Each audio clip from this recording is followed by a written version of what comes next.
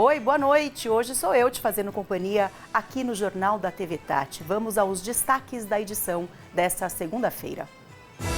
A hora é agora. Estudantes da região se preparam para as provas do Enem. Eleições 2024. São José e Taubaté elegeram os prefeitos que comandarão as cidades a partir de janeiro. Anderson foi reeleito em São José. E o escolhido pelos eleitores de Taubaté foi Sérgio Victor. Saiba como foi a comemoração dos prefeitos eleitos. A nossa região se destaca por ter muita gente talentosa, muitas pessoas com veia empreendedora. Empreender é a realidade de muita gente e a gente sabe que não é fácil. Os desafios são grandes e talvez o principal deles seja o desafio financeiro. Uma pesquisa do Serasa apontou que boa parte dos empreendedores não consegue fechar o mês no azul. Essas marmitinhas fitness são feitas pelo Enio e a esposa dele, a Vanessa. No começo, a ideia era vender para ganhar uma grana extra, mas o negócio começou a dar muito certo e hoje virou uma empresa. O desafio agora são as finanças. A gente acabou empreendendo por acidente. Gostamos de comida fitness, de comida balanceada. A gente começou a cozinhar, a postar em redes sociais e os amigos de academia começaram a pedir uma alimentação parecida. E com isso a gente começou, desses amigos a gente começou a expandir o negócio, a gente percebeu uma oportunidade e começou a expandir o negócio. Tem o financeiro pessoal e o da empresa, eles começaram a ter conflitos. E muitas vezes a gente a gente recorreu do financeiro da empresa para cobrir as contas pessoais. Todos os números são colocados na ponta do lápis. Os dois conversam toda semana sobre as entradas e saídas da empresa. Assim, a pessoa jurídica fica bem separada da pessoa física. Hoje, tanto o pessoal quanto a empresa, elas têm um controle financeiro super rígido. Então a gente tem os controles, uma planilha simples, mas a gente consegue mensurar o que entra, o que sai, quais são nossos maiores gastos, quais são os nossos principais clientes, digamos assim. Então é de suma importância a gente ter um controle em cima disso. Um levantamento da Serasa mostrou que menos da metade dos empreendedores no Brasil conseguem fechar o mês no azul.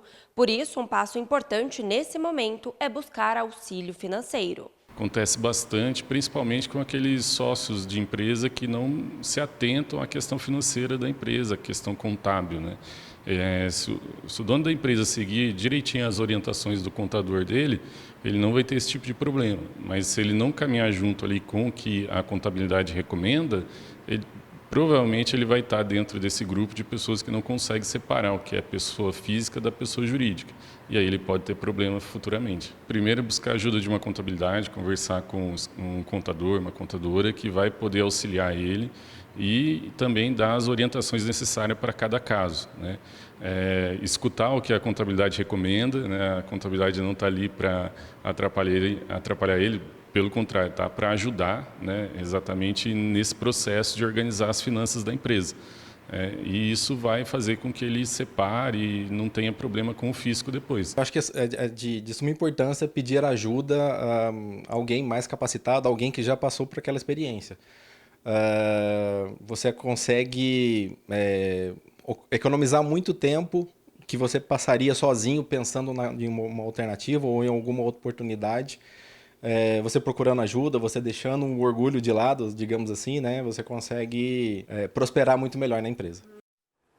Uns sonham em empreender, outros sonham com a estabilidade do concurso público. Quem tiver interesse em se inscrever no concurso público aberto pelos Correios precisa correr, porque as inscrições terminam já, às 11 da noite. As vagas são para os cargos de agente dos Correios e para analista de Correios. As provas estão previstas para o dia 15 de dezembro. As inscrições devem ser feitas pelo site que aparece aqui na sua tela, o ibfc.org.br. Pausa rápida para chamar o intervalo comercial. No próximo bloco, a gente fala sobre as eleições. Até já.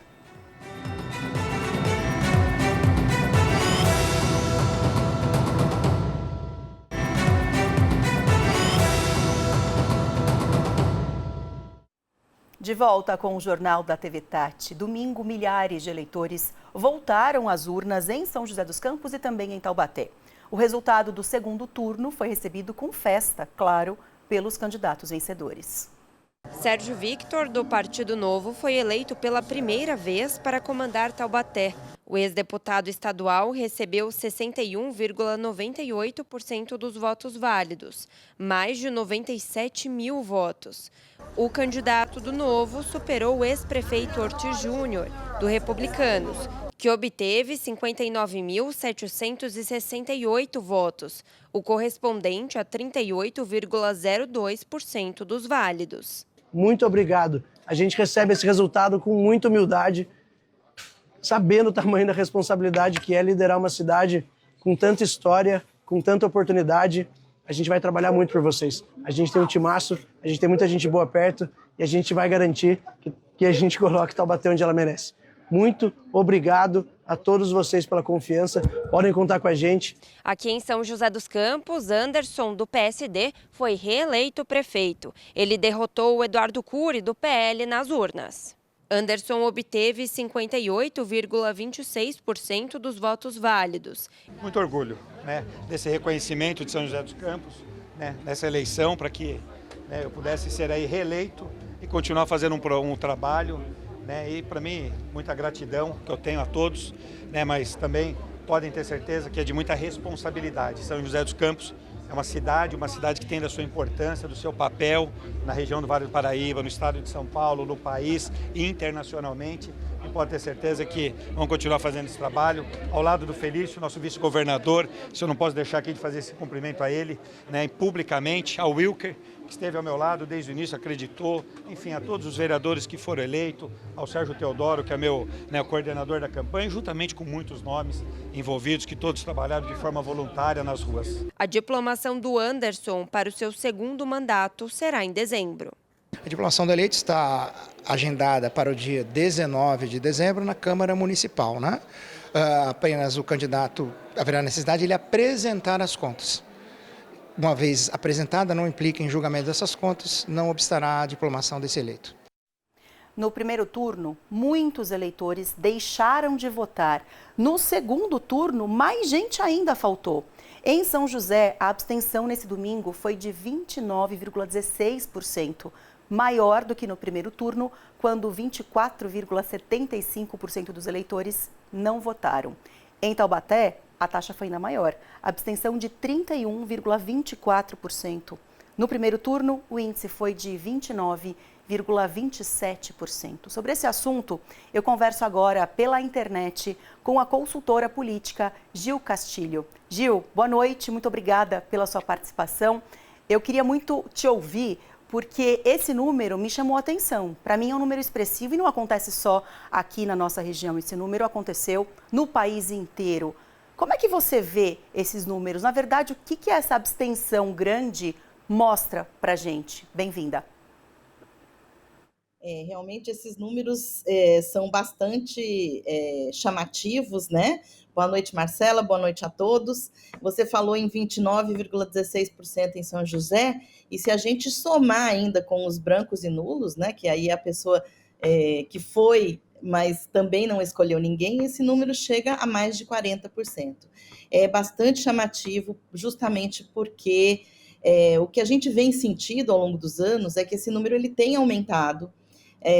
Não é novidade para ninguém que a democracia representativa ela tem sofrido aí alguns reveses, ao longo das últimas eleições. Não é um fenômeno só brasileiro, nem só da região, ele é um fenômeno mundial. E isso tem muito a ver justamente com alguns fatores, O primeiro deles, eu acho que Manuel Castells, que é um filósofo espanhol, explica muito bem. Ele diz que quanto maior a sociedade é impactada pelo escândalo, mais ela fica ausente ou ela se aparta da política. E o que nós temos visto no Brasil e em outros países é que as notícias envolvendo políticos e a política, ela tem sido negativa e ela tem, nós somos bombardeados aí todos os dias por esse tipo de informação e de notícia. Aqui no Brasil, inclusive, tivemos vários escândalos aí de mensalão né, a Lava Jato, enfim. E aí as pessoas elas vão ficando descrentes do processo eleitoral. Um segundo fator é que nós temos cada vez mais gerações distantes da importância do que é o voto. Então, assim, gerações como a minha, que passou pelas diretas já, não podíamos votar antes disso, tem uma outra visão com relação às atuais gerações que acabam não dando tanta importância para a questão política.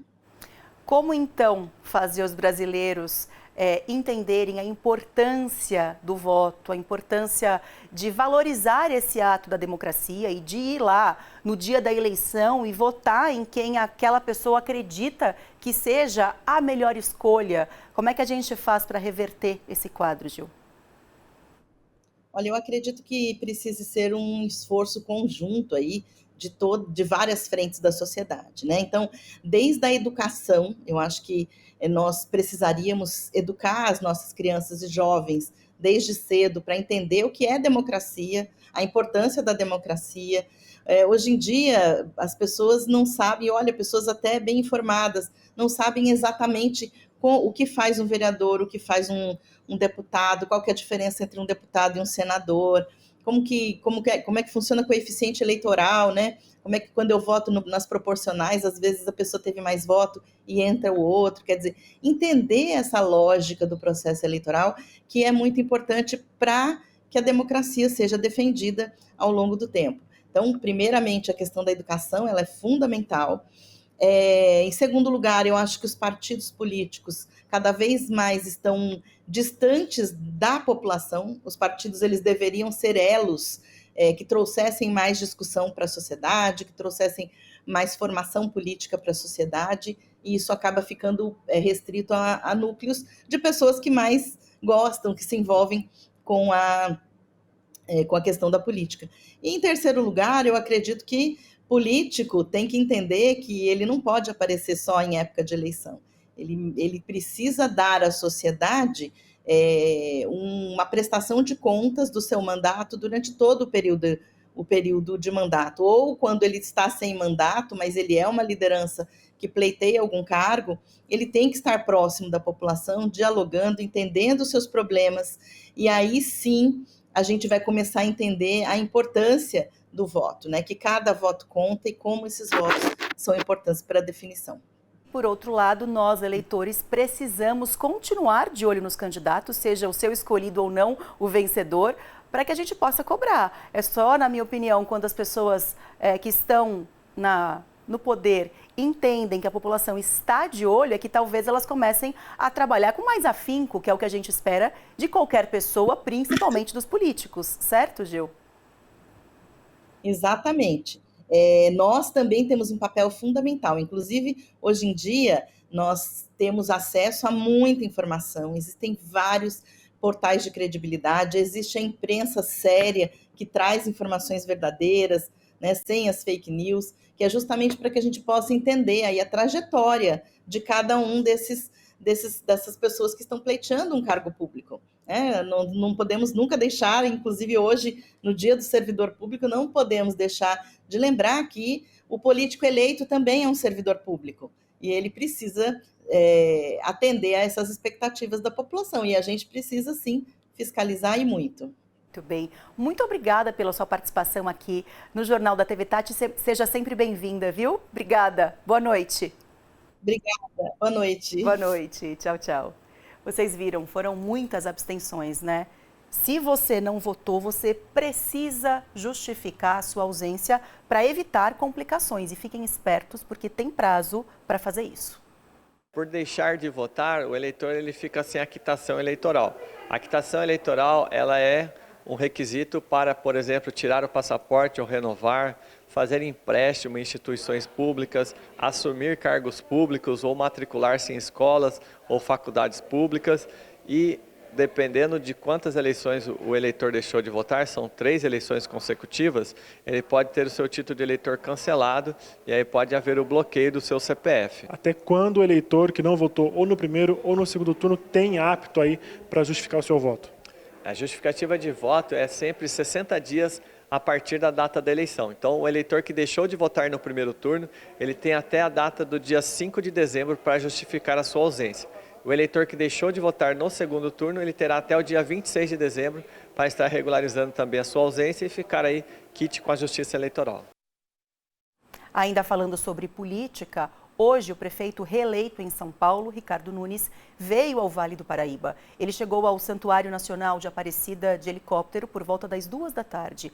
Ele disse que a visita à Aparecida foi para agradecer o resultado das eleições na capital paulista. Pausa rápida para chamar o intervalo comercial mais uma vez. No próximo bloco, a gente conversa sobre o Enem. A prova está chegando e tem muitos estudantes da região se preparando. Até já.